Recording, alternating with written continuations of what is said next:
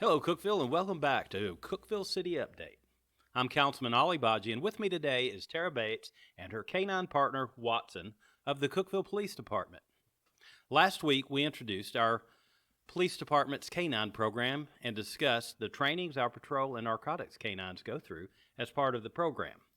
This week, we wanted to introduce to you our resident therapy dog, Watson, and his handler, Tara Bates, who work together to comfort and assist some of our community's most vulnerable individuals. Hello, Tara and Watson. Thank you for joining us today. Now, I understand that Watson is unique amongst our canines. So Watson is a therapy canine, so he doesn't perform any sort of narcotics work or patrol work or bite work. His role is to provide comfort to primarily victims of personal crimes, so child abuse victims, domestic violence victims, sexual assault victims, to provide them with kind of the support that you can only get from someone that maybe doesn't talk while they're going through the really intimate details of the crime that was committed against them. Can you tell us a bit about Watson's background? So Watson came from the Paws and Stripes College program that is held by the Brevard County, Florida Sheriff's Department. And through that program, they take shelter dogs that show the right temperament for therapy dog work, and they have their trustee inmates to do some of the basic obedience training with them under the supervision of an actual canine trainer, a professional trainer. And then they make those canines available to law enforcement agencies for implementation in therapy canine programs at those departments. So part of that is a 40-hour training through the Paws and Stripes program. They call it their Multidisciplinary Crimes Against Persons program, I believe is what it's called. And I went down to Florida for that and did a full week of training with Watson, where we did a lot of exposure to various environments, crowds of people, restaurant settings.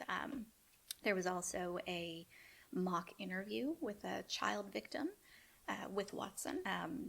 And then there was the final AKC obedience test, which is pretty similar to the Canine Good Citizen test. And then we also are certified through the North American Police Work Dog Association, like the other police department canines are under their therapy canine criteria.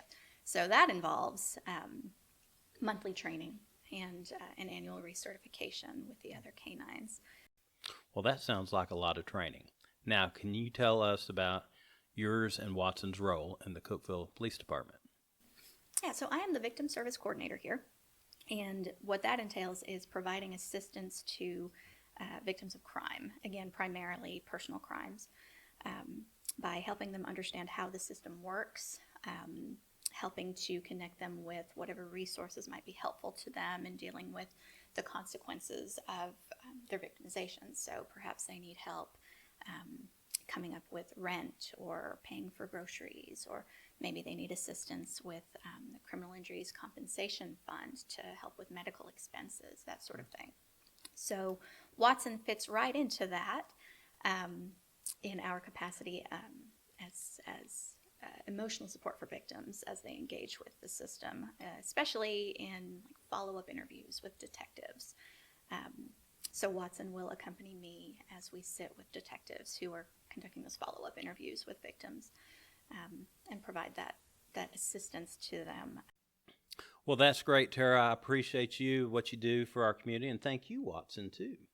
And looks like y'all are doing a fantastic job making our community feel safe and helping crime victims get the support and services they need. That's it for this week's Cookeville City Update, but we'll be back next week with more updates from the city of Cookeville. Until then, I'm Councilman Ali Bagci. Thank you for joining me, and have a great week.